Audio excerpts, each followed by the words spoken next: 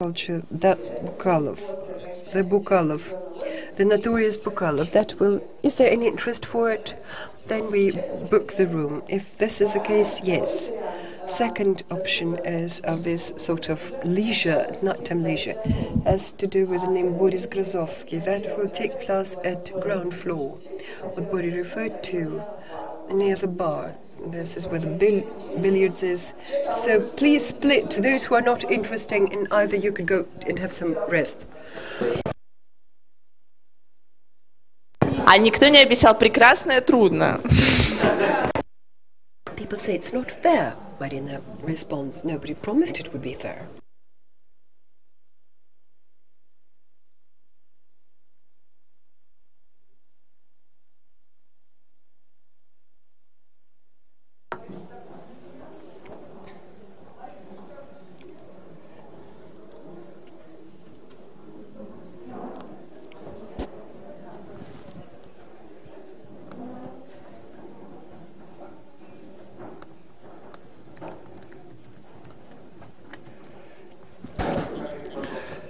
Dear colleagues, now please I call this meeting to order.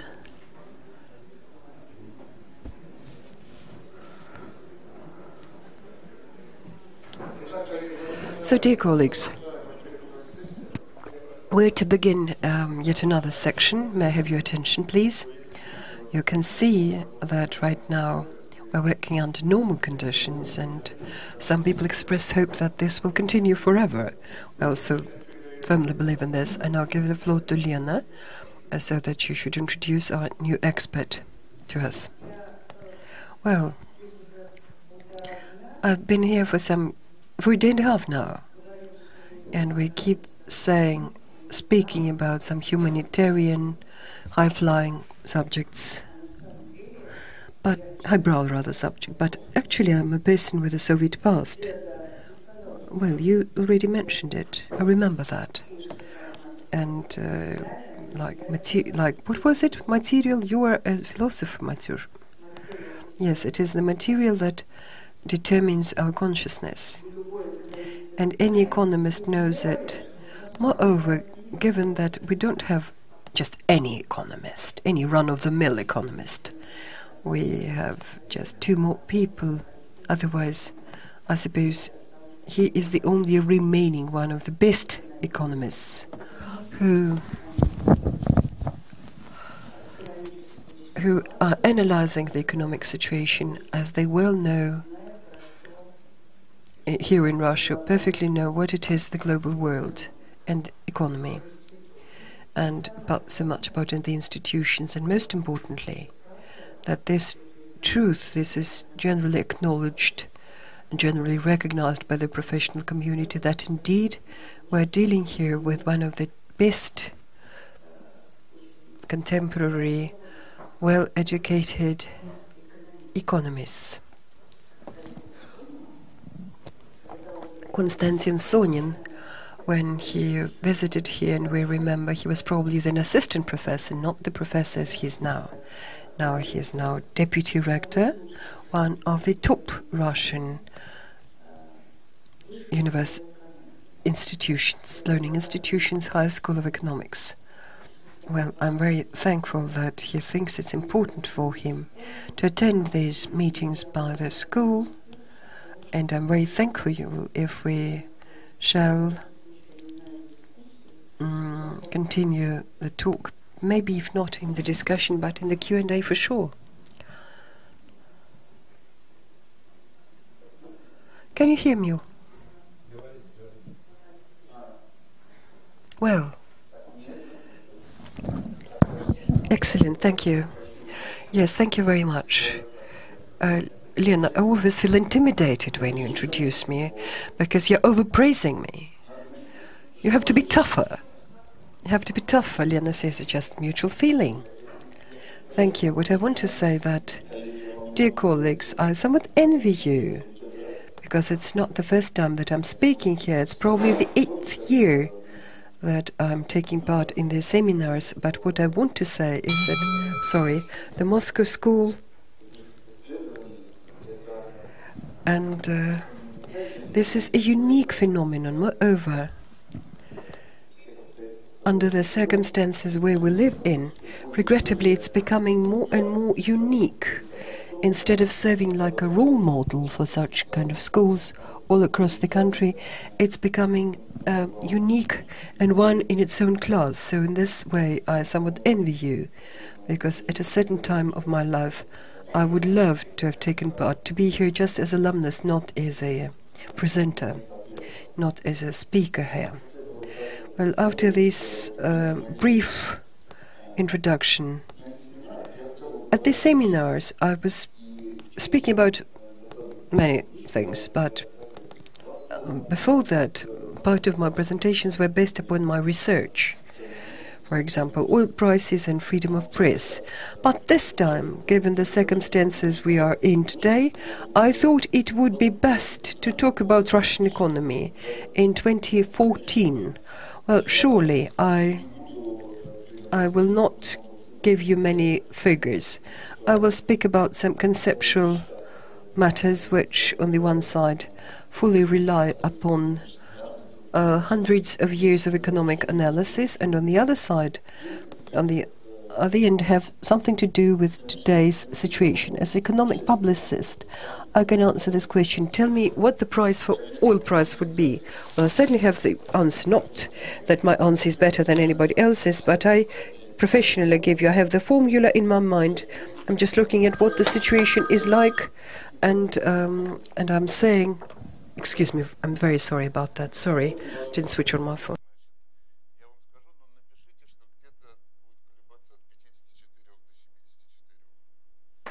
I can tell you that something between 64 and 74, and it's a good formula, trust me.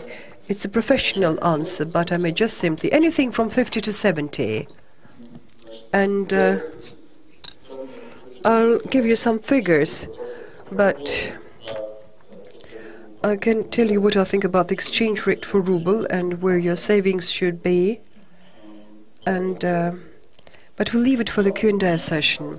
My plan is to first say a few words about the economy today, because on the one hand, everybody knows something about it. A lot of things might be told here, might be said here, but I want to draw attention to some things that are most typical of the Russian economy today. Then I'll have I'll go have a dig into what we call theoretical economy. But if we look at the map of Russia and our map, and we see that we are one of 200 countries in 1 year of its 1,000 history, that economists know about it. And then we'll speak about the prospects. Well, first of all, as I told you, brief description of certain things. If we look at the growth rates of the Russian economy, those growth rates, beginning with the year 2012, they've been declining. On the one hand, they're declining, but on the other hand, up until now, they're still positive. What does it mean? It means that every year, every quarter of a year, we are getting somewhat richer and live slightly better off. The growth rate of our economy is positive. It means that people overall, on average, live somewhat better than they lived, say, a quarter before. On the other hand, the rate of the growth has been declining recently. And moreover, we can say there is consensus in the forecast that all serious analysts seem to say that this will be followed by decline. A growth rate will be 0, and next year we shall see negative growth. So this trend, very, very slow declining growth rate, it's now reached 0, but then it will be even lower. If we look at as how Russia compares to other countries in the world, what do we see? We grow faster than the countries with high income.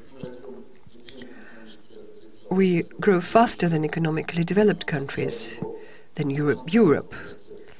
Only one country grows faster, much faster than we do. Out of these countries, this is America. American economy right now, we can say this year, it finally got over the crisis. It's growing with record high rates. Record high in the last half of the century, and this growth is remarkable. They have low unemployment, they see growing salaries and wages, and things are really faring well.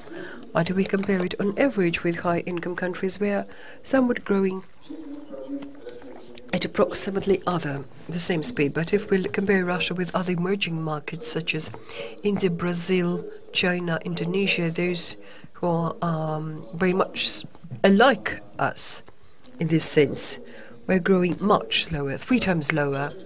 Brazil is the fastest growing, the country that looks like us very much, and is growing much higher. And in this sense, they grow in the right manner, and we do not. I'll go back to this somewhat later. On the other hand, if we compare the Russian economy with the countries who became capitalist together with us some 23 years ago, they grow somewhat faster than we do, but not. If we look at this picture, what we shall see is that industrial output and trade processing industries, they're more or less in line with the picture I gave you. It's somewhere in zero or something just slightly on top of higher than zero. But for many years, but real term wages are going down, and this year probably they will not be growing anymore. Real term wages is wages minus inflation. Inflation is about 10%. So nominally, in figures, in rubles, it grew by 10%. It's clear that for real life, it's not so much how your salary grew, but how much it grew against the prices. This year it didn't grow. One of the other important slides about economy today, this is a slide that you cannot correctly interpret. It comes from the World Bank, who used this data by the Russian statistical agency Rosstat, and I'll explain you what it is all about. It shows that recently, say beginning with the year 2011, we see very rapid, compared to others, growth in the wages and salaries in the non-market sector. In the last 3 years, have seen one of the dominating things about the Russian economy. This is growth of wages and salaries in the budget, among people who get paid from the budget, people who work in the military, production, security, people. Maybe this growth compared to those industries that create added value, that create something valuable in economy. This is one of the characteristics of the Russian economy today. So I do not have the slides here, but the last thing I wanted to say about the economy today is that it is very clearly described by low unemployment. We shall continue to discuss it later on, why this is the case and why this is a major problem. It doesn't mean it is bad that unemployment figures are low, but it does mean that nowadays what is impossible is the same growth we saw back in 1998. In 1998, those who remember, we saw sharp devaluation, and beginning with 2000, the economy continued to grow. The reason for this growth is that we had many people who were not busy, and regrettably right now, regrettably is the word we should forget, neither is present. So what took part with the ruble, this devaluation, something cheaper labor for the firms, it cannot produce any positive effect right now, because we don't see these people who are not, say, engaged in people who might be fired by the companies, and we don't have these underused capacities, facilities that companies might think of using. So this is just very briefly. Economy is rising, sustainable growth is there, but very slow. And if it were not for the events of 2014, if it were not for something that happened in Ukraine, had it not been for the sanctions, then we would be speaking about the prognosis of the growth rates of 1 to 2% per year. I do not want to speak about policy. I'm sure they will have many speakers who will discuss politics here. We can think that Ukrainian sanctions, they are deducing this 1 or 2%. But the most important characteristics, and this is something I want to discuss upon later and dwell upon it later in greater detail, is that we, without even disregarding it, we had wrongly low growth rates, something that shouldn't have been. Well, we should have been growing very much like Germany, France, plus 2, 3, 4%. If Germany shows 0, then we should see 3 or 4. If they show 2% growth, we should have 5 and 6. Why are we supposed to grow faster than, say, developed countries? Why? Because there are two main advantages of the catching up development. What are the two advantages to be poorer than the leading countries? One advantage is that we can borrow the technologies instead of inventing them. At that, we should understand what is this inventing or coining them means. Well, in America, for example, they used to have many start-ups in, say, coffee shops. Some were set up, some would go bankrupt, but then Starbucks and then Pitts and Seattle Coffee, they won. After that, after we set up Chocoladnica and Coffee House, we didn't travel that path. We didn't have this story of projects that never came true. We sort of borrowed the projects which are well known, and it was known that it would be a success. It seems to me that we shouldn't complain of Chocoladnica or Coffee House. Somebody with a very short memory, somebody who remembers what it was like 15 years ago, he should be just in awe, visit them in awe, catching his breath, even especially the dirtiest coffee house in Moscow, still catching his breath. Holding his breath, my God. Holding his breath. It applies to everything, to technology, applies to practices, that economy that is lagging behind, sort of catching up. It doesn't bear these costs. It doesn't bear the costs, but not so much for these failed start-ups, something that never turned profitable. This is one advantage. The other advantage is that of this country, as in terms of growth rate, it's low productivity. Yes. What is this low productivity about? It means that per one unit of capital, or say per one building, there are too many workers here. If at least part of these workers had not worked, we could be producing, say, as much. It means that if we, say, have 5 workers, where in Europe they would employ only 2, it means that, principle, we could invest more capital here, 2.5 times higher, and produce more. And this low labor productivity, when you talk about it, everybody thinks, how shall I put it? People think without any relation to real life. But in point of fact, if you're in Russia or you travel America, this difference is immediately seen. It's seen with the naked eye. You may travel, say, to an American rural hotel. It will be served by one person. Hotel for 100 beds. My pet example is when I attended a conference to Brown's University. It was serviced by 0 persons. There was a sign on the door that said, if you check in after midnight till 6 o'clock, please dial this number. I dialed the number.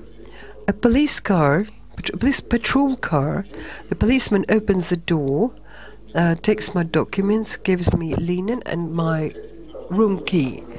the room is serviced by zero sort of staff. Look at what it's like if you come to the Russian hotel, and you would see how many security guards and how many people work it employs. What I want to say is that the speaker seems to be absolutely out of touch with the Russian reality, I'm sorry to say. It sometimes happens that you are visiting it with somebody who is a decision maker who agrees with me as an academic economist that the labor productivity is low and institutions should be improved, but he thinks it's something in the abstract. For example, I think that we should improve in Russia work by police. To which extent? So that in a cafe, for example, in Moscow, we shouldn't have security guards. Because in general, well, in developed world, you don't have security people, marshals here. Why? Because they call the police when needed. It doesn't make sense to pay the salary, to the wages to the security guard if you can call the police. But if the police worked well, how many security guards would be free as workforce in Moscow alone? So I've been saying about two things, about low productivity and about borrowed technology, which help us grow faster. That is why countries that are catching up can grow faster than other countries that are ahead of them in economic growth. But since this is not happening, we should think, what are the obstacles here? The obstacles here is that institutions, I've been referring to them, but I'll not discuss it in greater detail. But before I do so, just I want to say something else about the economic growth in general, what it is about. When I deliver lectures on the economy, political economy, those classes that I teach at the university. And at the university, it's better to start this story about two countries, Sweden and Argentina, and so then we go back to the 20th century. So it's all this we can see it on the screen. And so where they were at the beginning of the 20th century, so they were the same level of economic development, and it's the same level of income. And so if you just take this stretch, it's the same, and so then it's the same level of well-being. And so the most developed countries of the world, Argentina and Sweden, and then you can see they start to bifurcate. And you can see that these countries are completely in different worlds, completely different worlds.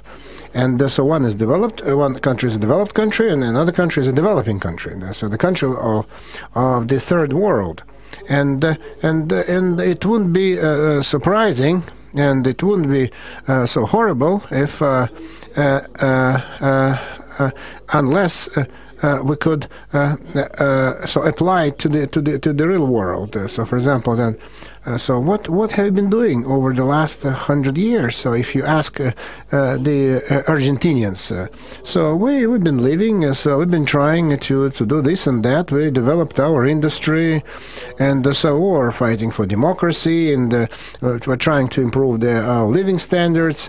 And we had a great literature, because Argentinian literature of the 20th century is as prominent, as beautiful as the Russian literature of the 19th century. So, and so then they won 2 championships in soccer.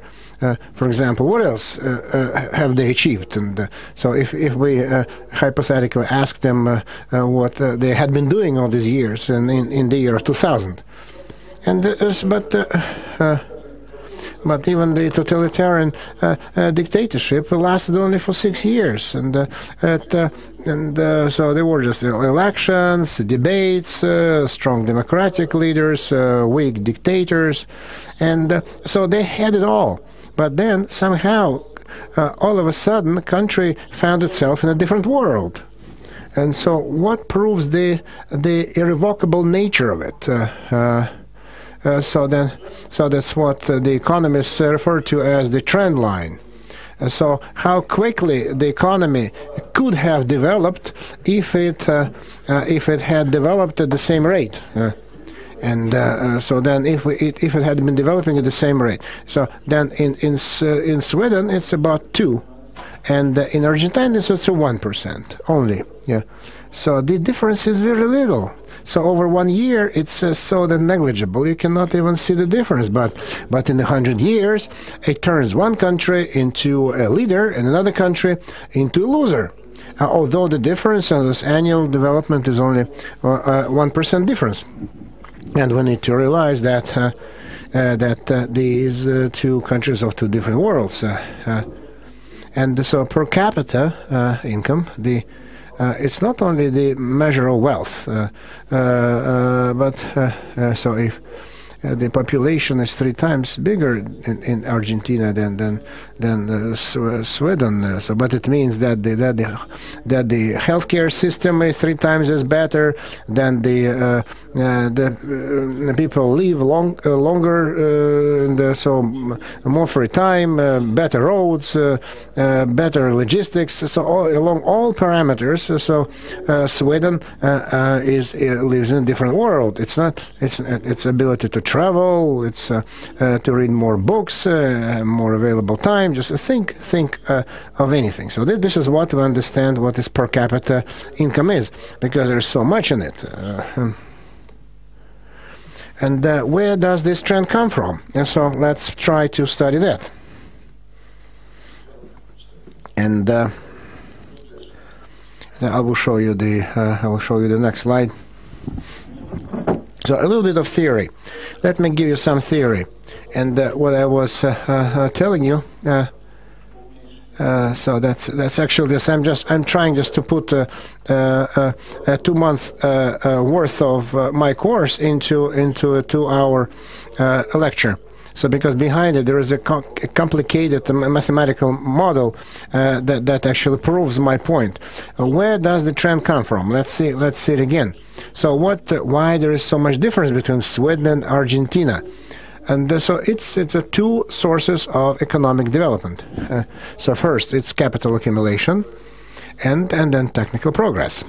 So if these 2 sources are there, and if they work equally well, and so why, for example, the machines. So why should machines or cars or just work differently in Argentina than in Sweden? It's obvious. All other things being equal, they should function in the same way. And this is that's a part of the general trend. And the institutions, that's political institutions, then that's very important. So the institutions that protect property rights, and this is very important as well. And is that material has the primacy over immaterial. Yeah, right. So it's actually the other way around, because so the most fundamental thing, so which is a founding thing, which is an underpinning thing, the most important, than politics.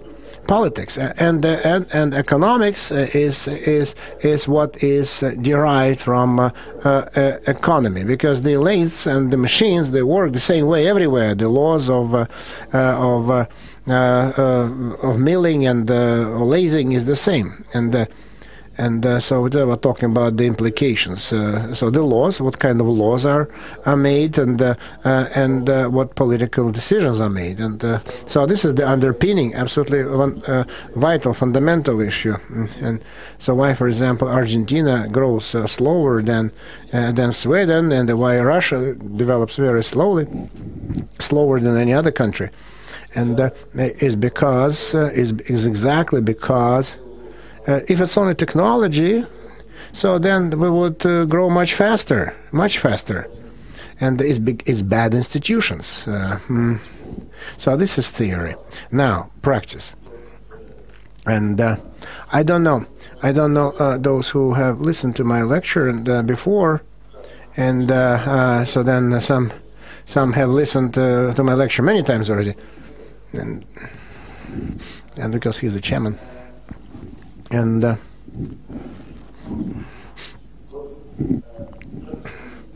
okay, you tell me. which place Russia takes from the terms of GDP. Sixth or seventh place, right? But at the beginning of the 20th century, what place Russia took in terms of GDP? Do you remember? Number five. So now number 6. Now number 5 at the beginning of the last century. And if the per capita GDP, so then the level of the economic development, so the share of the same indicator in America, for example. So what would it be? 34%, right? And how much was it 100 years ago? Pretty much the same. Yeah, so it means it's interesting that economically, so we didn't do a good showing. So such countries of Argentina, so the down spikes and in the 20s. So then there were countries that showed miracles: South Korea, Brazil, Japan. So that's how they started. They made the breakthrough. They developed so rapidly. So so they grew at an accelerated rate and compared to other world leaders. And what about our country? And it's interesting because it has such a wonderful history in the 20th century, and it grew by fits and starts. Our country grew by fits and starts against the background of those countries.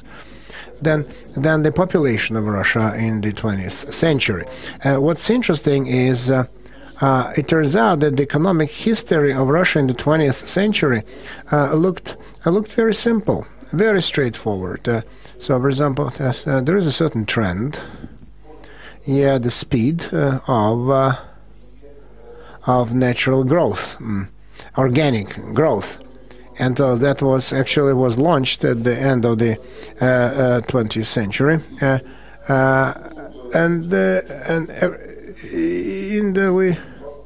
there were two catastrophic down spikes.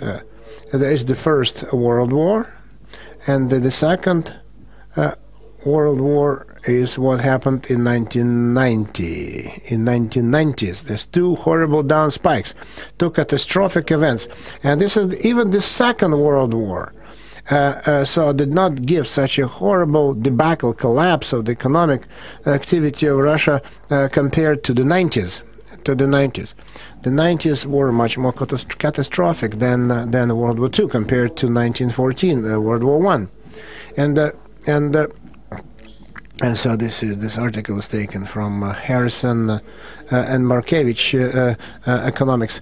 And so if we extrapolate it, and so we stopped somewhere here, and so we could grow. We could have started to grow much faster, but we can't do it for some reason, because the institutions are bad.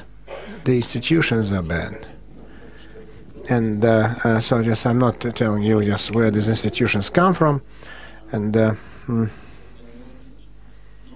because I have no time to do that, but the change of indicators of our institutions, political independence of the judiciary, then corrupt bureaucrats, and so low compliance with the law, and so these are the things.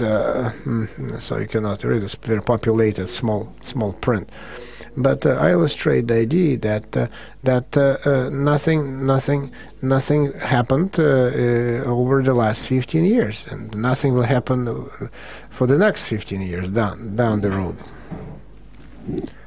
And so corruption, low efficiency, nothing good happened recently. Then some time ago, 5 years ago, my colleagues and Zhuravsky and Guriev, they made a very interesting slide. So this red part was not there, so we made the slide. What they do, they superimposed two charts, GDP of South Korea and GDP of Russia per capita. So the level of economic development, in other words. But South Korea versus Russia. And then the new chart had a trick that for South Korea, they took the data of 11-year-old data. Yeah, and so this breakthrough, this change for us, which is blue, is the crisis of 2008-9, and for South Korea, this is the Asian crisis of 1997. So they just shifted both and tallied them at this level. And so this article was written in 2010, and Sergey even just made a presentation, and at a higher school of economics. And so this article ended with a question mark. So it's a trap, because we knew what happened here in 2010, but we knew how South Korea started to grow. It grew like that, and then they were asking, so will Russia will act as like a new South Korea?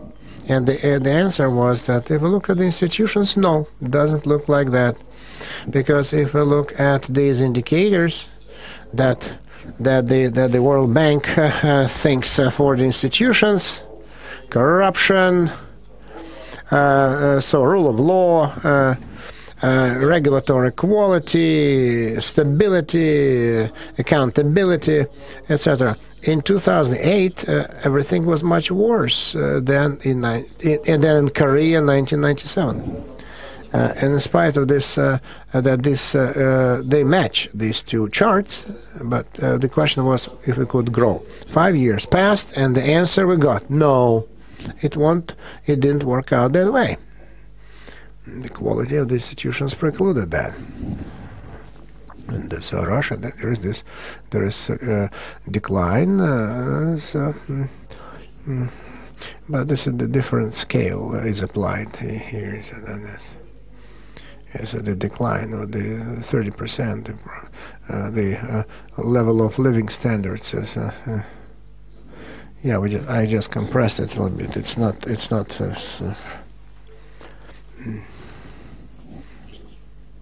Anyway, so it's a small down spike. But anyway, now if we look at other indicators, for example, the indicator. That says the World Bank designed this new indicator, how to measure the attitude of government to business, so that ease of doing business.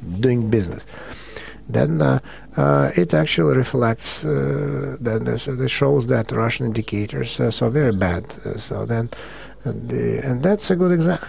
That's a good example that I spoke about earlier about labor productivity. So when we talk about bad institutions, it's not something abstract. So you walk into a cafeteria and there's security at the entrance. It means the institutions are bad if there's security at the entrance.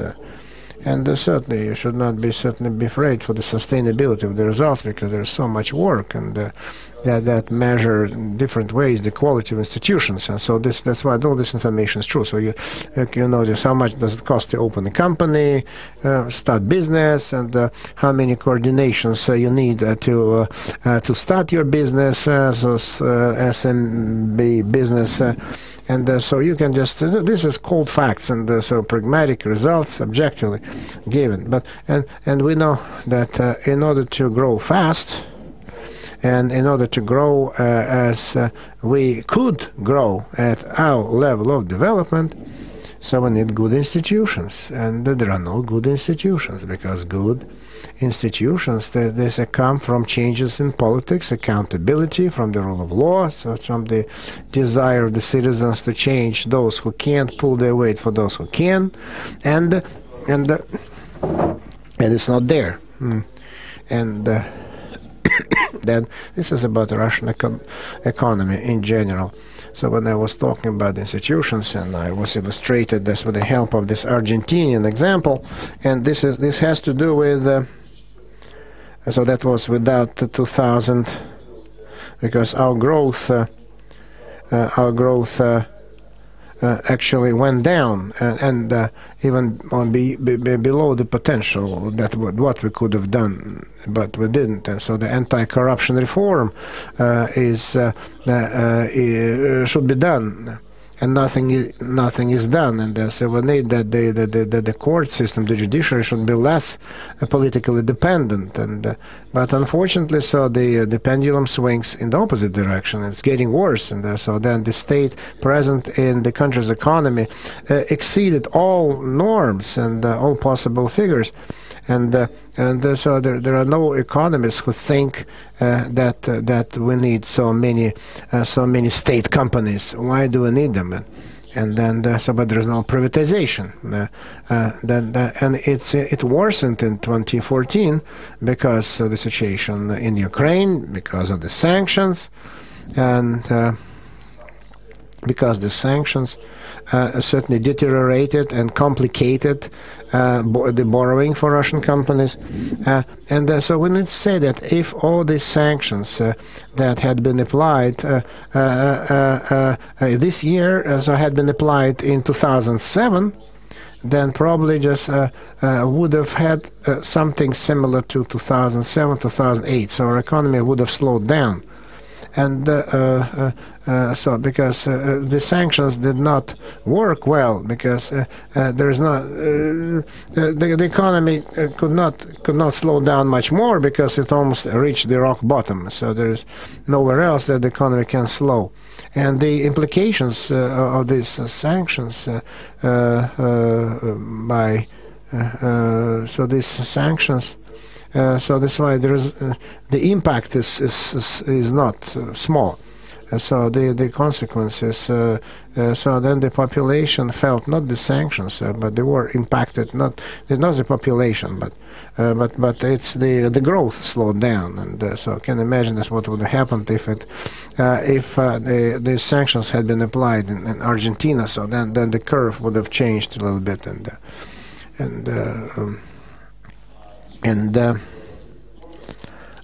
but the population did not notice those counter sanctions.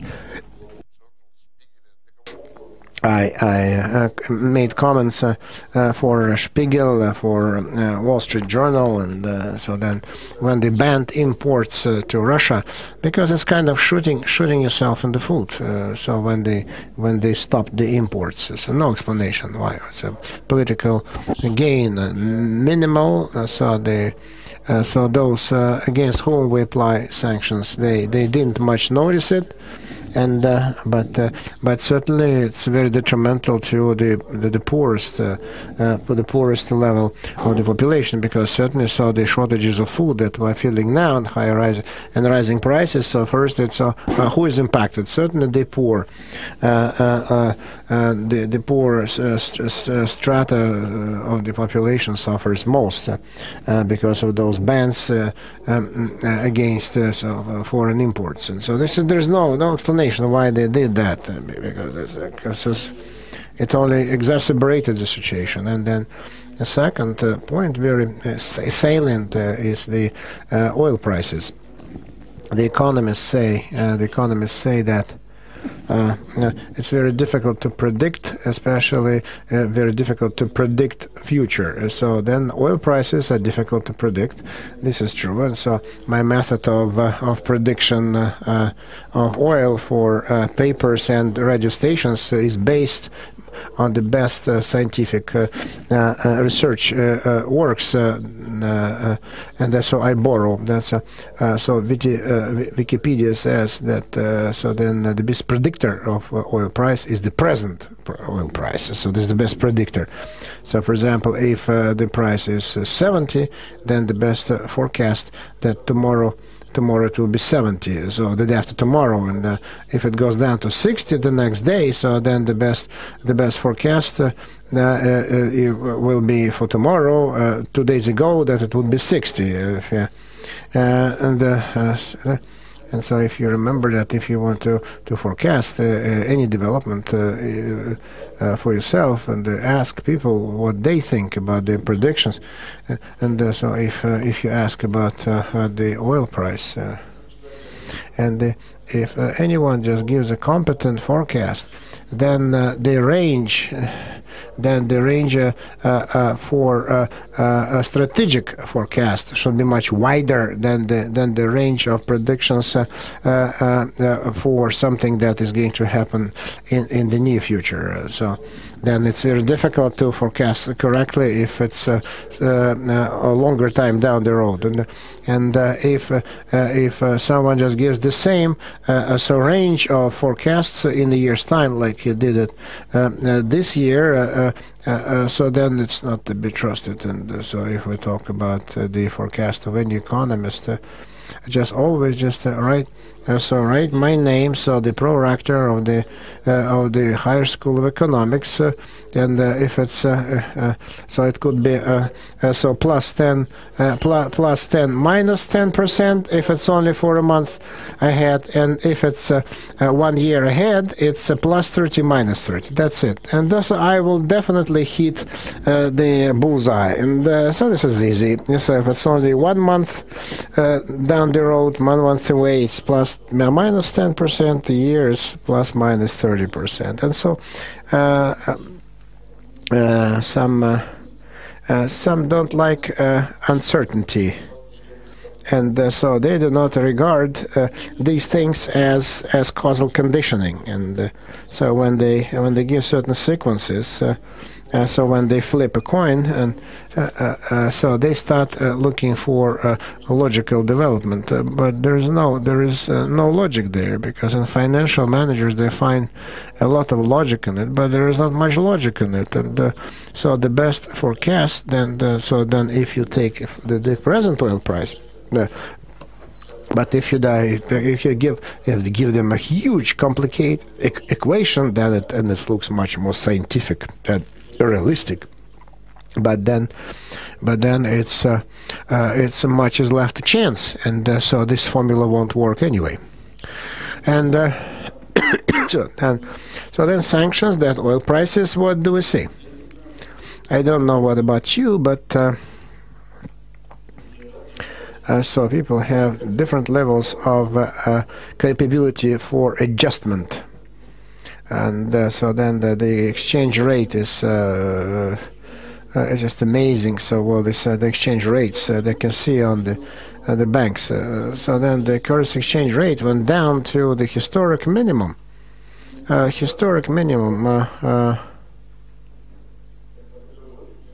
When I was preparing this presentation.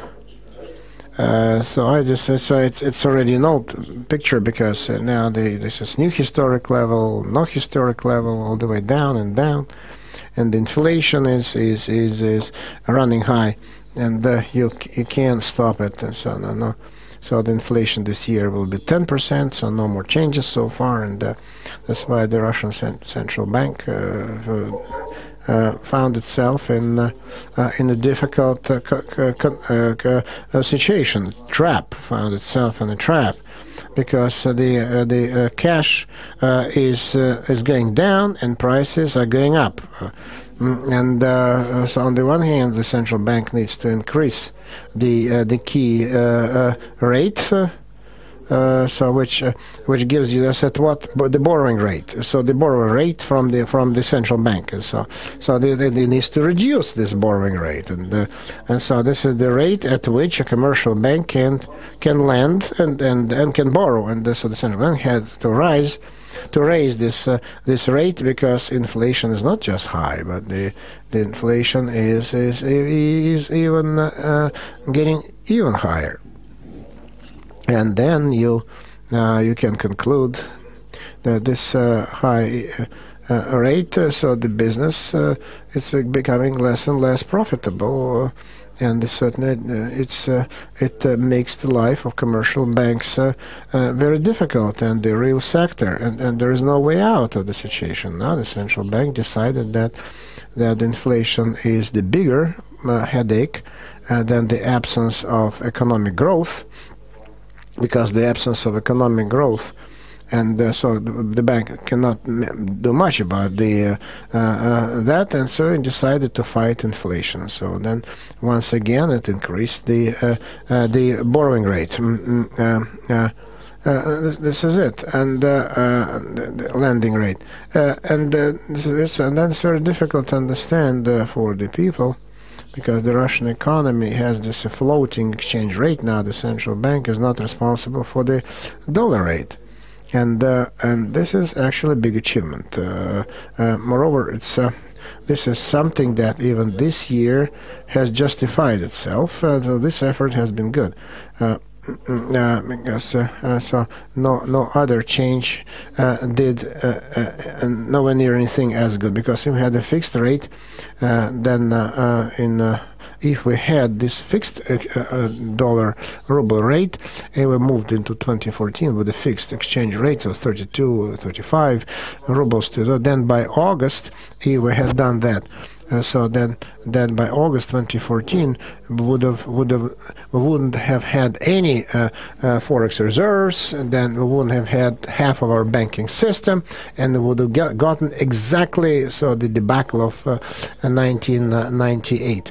But since the central bank has no obligation to support the ruble, and so then aftershock of the sanctions, and then declining oil prices, and so then the economics held out, because we have the floating exchange rate. So that's why it absorbed this blow.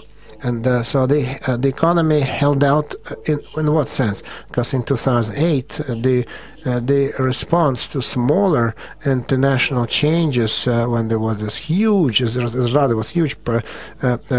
decline in production in 2008 and 2009. So the industry fell 9%, and then unemployment went up twice. So the implications were much more horrible than they are now, because the employment is still there because of the floating rate, and so the unemployment has not increased, because this floating rate, it means that we haven't lost anything. It doesn't mean that we haven't lost anything. It kind of mitigates the losses. Mitigates the losses. And for example, if the oil prices were 110, and now the oil price is 17, and now even lower right now, and the Minister of Finance, Yelena, so we lost about $100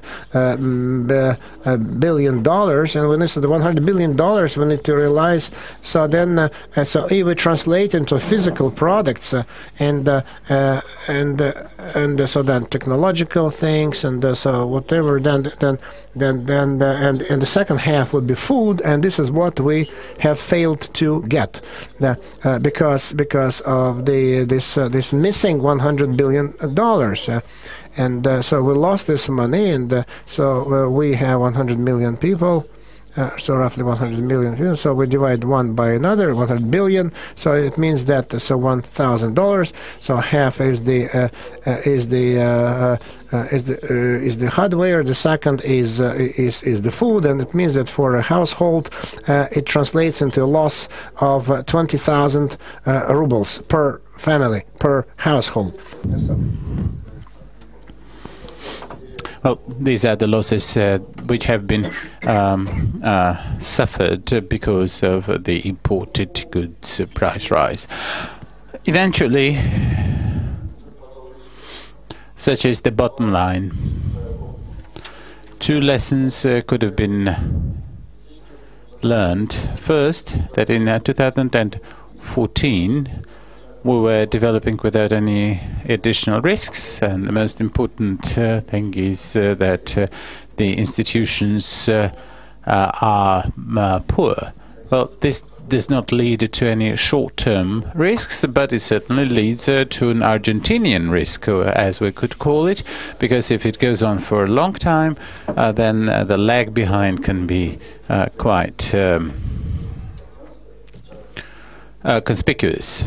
And the stagnation of the Argentinian type is probably not the same as the 1990 catastrophe, or even the 2008 and 2009 story, but we do have the political risks, and there are the so-called geopolitical risks, which are well understood, which can't add up anything to the economic growth. So, colleagues, 30 minutes for questions and answers.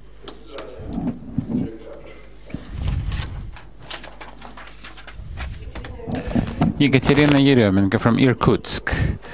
Konstantin, the word default is more and more becoming more and more common. How can this take place, and what will be the most affected sectors? Well, a default of what and under what circumstances? In 1998, the Russian government called a default on their dollar and ruble obligations.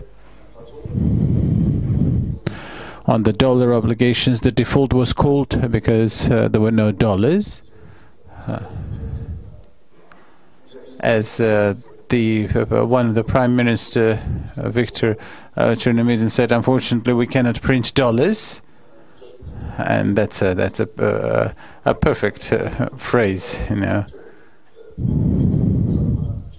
But that's one of the reasons. So why a default can be called, such as Greece. Greece cannot print euro, and they don't have enough euro, so they call the default. In 1998, the default was also called on the ruble obligations, even though it could print remit the rubles and cause the inflations. So this default was called, even though it was not forced. Well, a default can also be called by a corporation. If we talk about the Russian government today, it has very little debt. For the default to be called, one has to have some debt to call the default. So there is no risk of default if we're talking about the Russian government. Some regional governments, that's a different topic.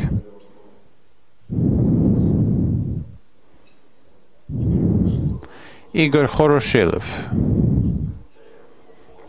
could you comment on the seesaw model, labor and labor performance? So while the employment is high, the labor productivity is not rising. On the basis of this, some experts have doubted the fact that Russia has market economy. So could you say that Russia has a quasi market economy? Well, from the standpoint of employment and labor productivity, these are somewhat contrasting notions. If you've hired, say, more policemen, that certainly does not lead to labor productivity. Or else, if a company hires some security personnel or the doorman, you know, then employment goes up, but the labor productivity goes down. So, with respect to the fact if Russia has a market economy, I think that certainly a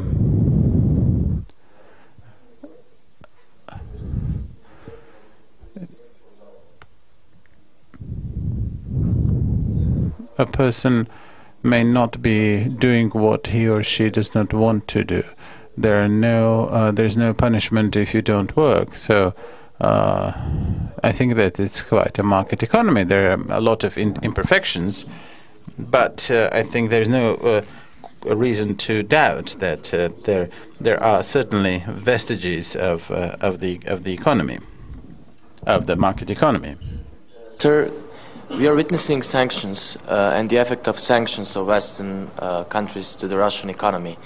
One of the pillars of Russian economy is the export of gas or crude oil. South Stream project has been cancelled. Baltic states are making the LNG terminal, as well Estonia and Finland, as Lithuania. LNG terminal in Croatia has been given support from the European Union. So from one side, Russia might lose on middle term or long term some energy channels for the export in Europe. On the other side, it's turning to China and India. We have seen that the agreement between Mr. Putin and Indian Prime Minister has been signed for 10 new nuclear facilities these days. Do you think that this twisting towards the east is viable for Russian economy and the exports of energy on long term? Okay, I do not think that there is that it's reasonable to think about this as a kind of a twist. Imagine that you have two customers. One is willing to pay a lot, and another is willing to pay less. Then you are basically you maximize your profit. You sell to the customer who wants to pay more. Then this customer, for some reason, walks out. Then you are worse off. It's not that you are turning to another market. You are just worse off because you are forced to sell in a market with a lower demand where you will be paid a lower price. So I don't see any kind of turn, because if the European customers for some reason return, then Russia will immediately sell to them because they offer a better price. And like in this analysis, you could see that this could happen. You could start selling worse customers, but there is nothing good about this. Yeah, but it's obvious that on long term they are seeking some other channels, American shale gas, LNG from Arab countries. Yes, I understand. If you think about Russia as a corporation, then it's just lost a market segment. Так, продолжаем. Пожалуйста.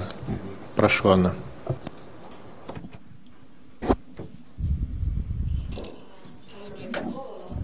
Anna Baydakov from Moscow, the Russian planet. I have heard a number of times that Russia has too high salaries. Could you comment on this thesis that one of the problems of the Russian economy is that the people get too much salary? Well, my inner feeling says no. I think that the salary could have been much higher.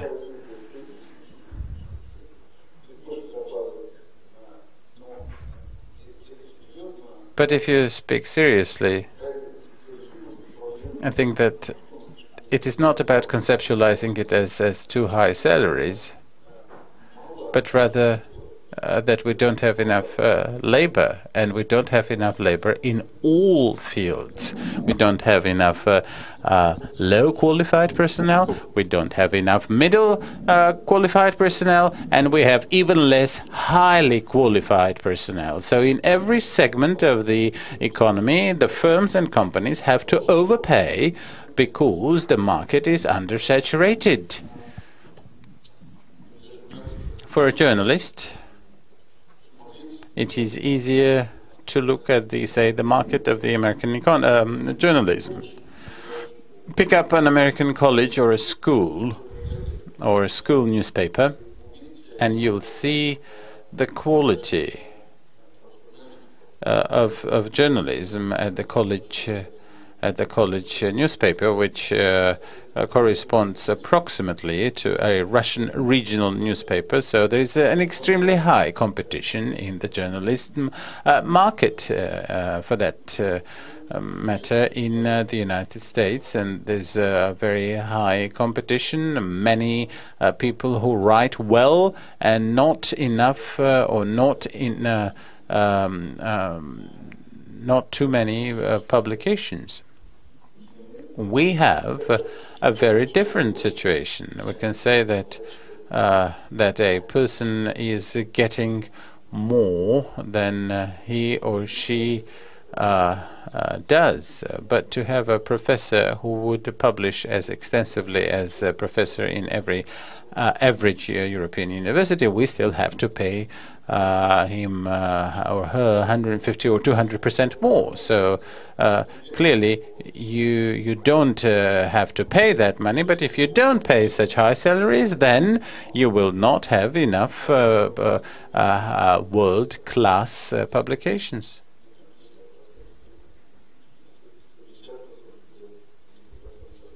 So it's really about, it's a unique situation. It's a relatively rich economy with a low labor productivity and a low number or insufficient labor, which indeed creates a disbalance.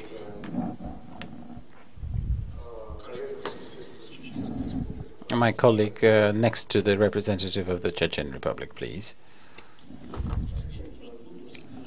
Ahmed Paragulin from Ingush Republic. Yeah. We're colleagues, and I'm an economist. It seems to me that the real consequences of this crisis will be felt by the people in the regions in 2015. You have often said, talked about the role of the institutions.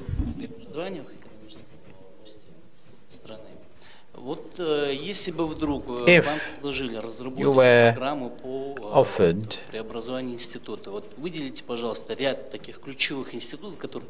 have an institution, to transform an institution, which institution would you pick up?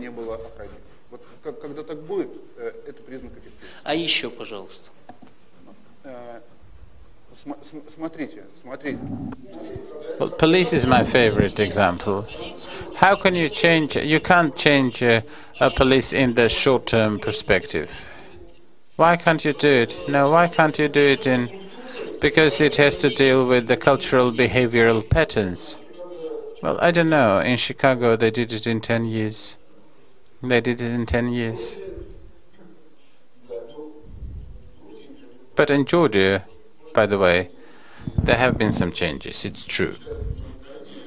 And in the Ukraine, I don't have particularly good forecasts for the Ukraine, for the perspectives of the Ukrainian economy, but there are some reforms which are being observed, which we'll see if they're successful.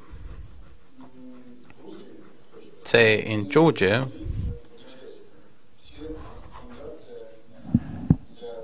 there's been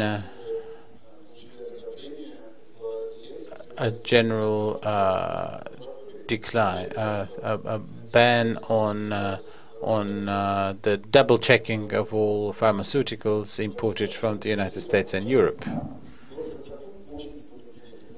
And this is extremely difficult to adopt such a law, because the pharmaceutical lobby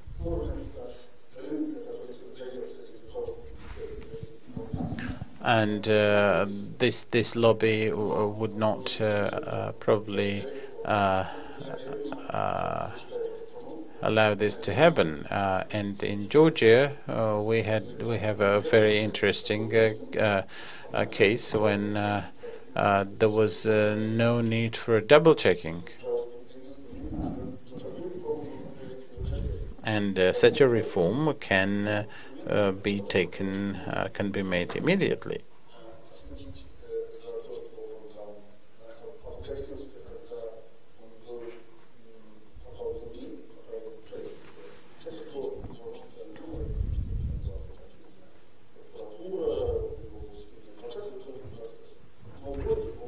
And while can dismiss a bureaucrat, if a minister lives in too much of an expensive house, we don't consider him, say, a criminal, but taking into account the corruption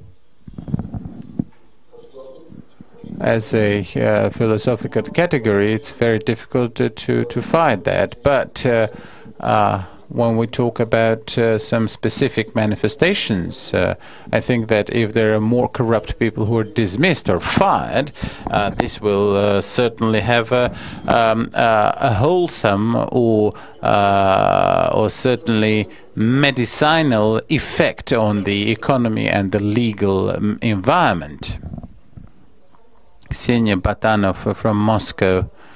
The Western mass media often speak about the corporate debt of the Russian corporations and the Russian companies, of which many are state-run.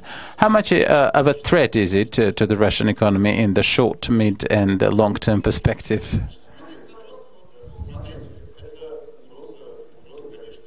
There is a threat. There is such threat, and I understand what you mean. But this threat is not about the economic sphere proper, but it is also in the economic sphere. Let us take a big oil-producing company which has a big corporate debt. Well, certainly it costs something in the market. So I'm talking about Rosneft. So even though it has a big debt, but the cost of its assets is still higher than its liabilities. But even then, even if it falls,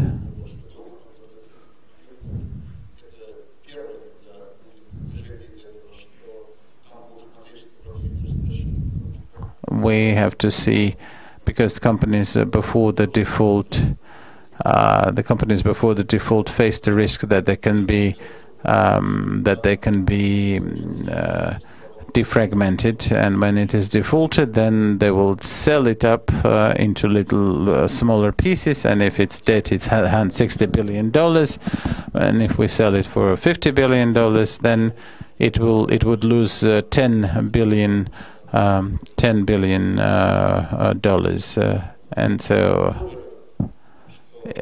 every person, say, in this country would pay $100, and that would be it. If in another case, the company comes to the government and says that the oil prices have gone down and we don't know how to pay up our corporate debt, and the government assumes this debt. So we have to understand that if a state-run company is perceived as in the same way as a private debtor treats his debt, then that would be difficult, not particularly difficult. Otherwise, that would certainly be a very dire situation when the government is trying to be responsible for the corporate debt by its own currency, hard currency reserves, and that is alarming. Natalia Zakharchuk from Petrozavodsk, from Karelia Republic. My daughter is a student in Finland. She's a college student in Finland. When we sent our girl there, when we sent her there, euro was 41 rubles. Now it's 67, and of course my family had trouble because certainly because the devaluation of the ruble affected my family. Could you say what would happen with the exchange rate of dollar and euro? Well, I was telling about you a little bit when we were talking about the consumption problems or losses. If try to be accurate, I think that there are no particular reasons for the ruble to go further down if the oil prices do not change. If, however, the oil prices do change and continue to change, then of course ruble will continue to change as well. Unless there are some dramatic changes, I would expect ruble to win back a little bit more. So, if we speak about the fundamental indicators. So I think that ruble must have cost more today. So there is some panic component in this. However, if you see our discussion with Lena from the above, I don't think that one can look at the fundamental indicators and then there is the panic component.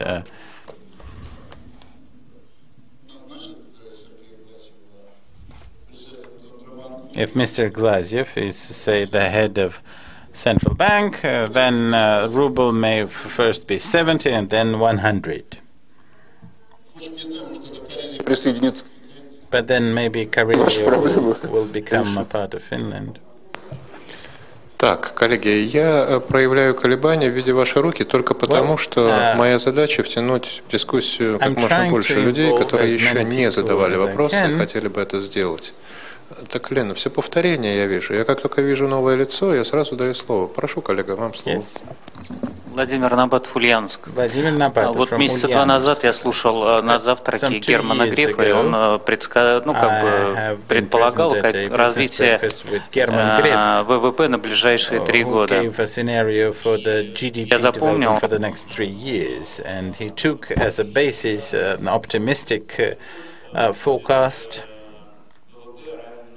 whereby the GDP was set to be equal to 0 every year. Do you believe, do you know what scenario we shall follow?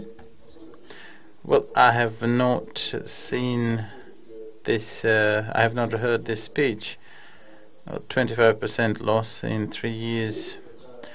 I think that it is extremely unlikely in a peaceful time to lose 25% of GDP. Say Latvia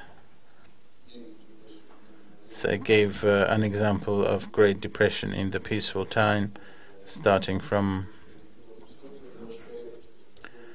in the year some 10 years ago, but generally speaking, it is difficult to portray such a scenario without some great political risks.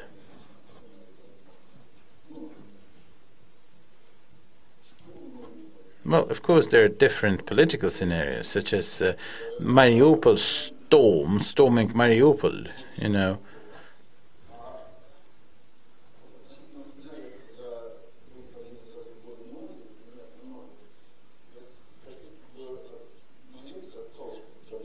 I would certainly want to have this Argentinian case in front of your eyes. When we speak about, say, 3 years,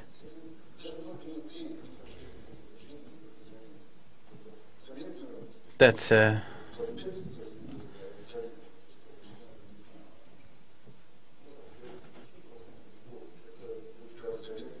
we will see that in say, the perspective. You will see that in, say, 3 years that you will say your consumption will fall.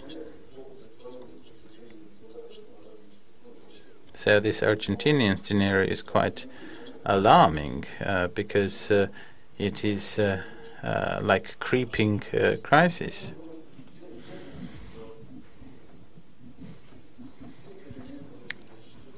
If it were not for the events of 2014, the scenario would have been 0%. Taking into account the events of 2014, I would give a scenario of -1 to -2%.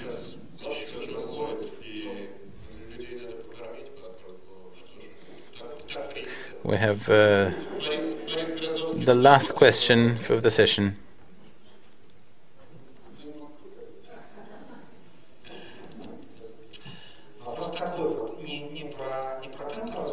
My question is not about the GDP, but about the quality.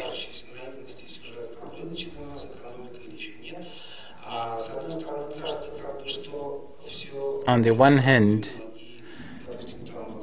everything appears to be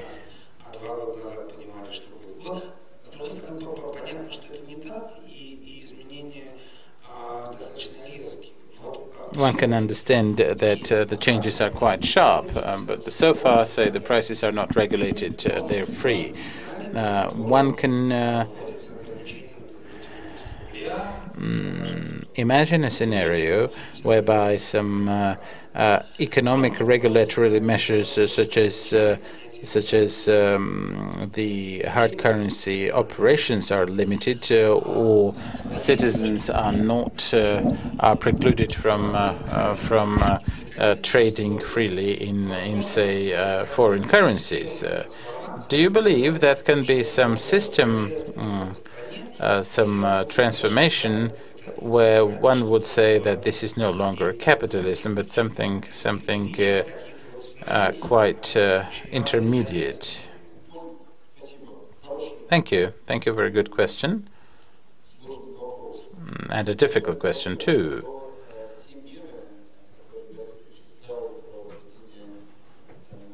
With respect to the institutional economic control and the limitations on the hard currency operations and the limitations on, say, the drawing of the deficits from the banks. Let me give an example of Venezuela. This country probably exists as a great example of testing such instruments of economic policies. One can literally read through such examples on every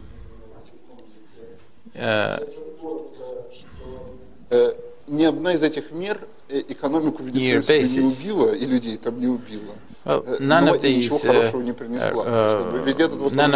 economic and regulatory decisions that were taken in Venezuela did not kill out the people or the Venezuelan economy, but it certainly traded a blow to the Venezuelan economy and deteriorated the state of the people, such as the limitation of say, the drawing of the hard currency deposits from the bank. 99% of the people would survive it. But the other question is, if we can lead or pass on to a different type of economy, such as the planned economy, like quasi-Soviet economy, can we thus leave the emerging market economy back to the planned economy? The history knows several examples like that, and in every case, such transitions were terribly bloody, and not a single time were the political elite preserved as a result of such major changes. If you remember about 1916 and compare it with 1924, so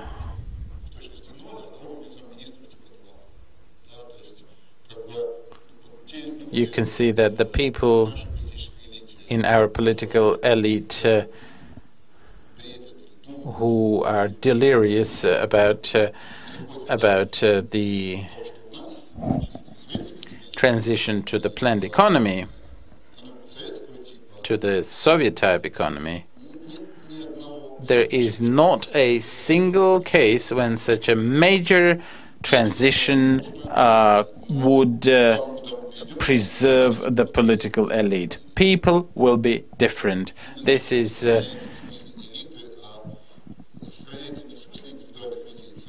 so clearly neither the people nor the class can be preserved. So, frankly, I do not see any peaceful way to pass on to such a major configuration, because the fundamental principle of the planned economy has been the actual absence of property. So think about taking the apartments or the cars from people.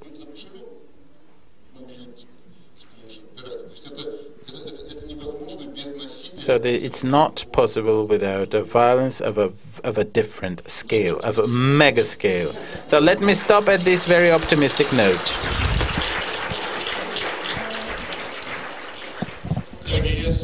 Colleagues, it is unfortunately, I have to finish this session. That is because you have one other session before 11. Thank you.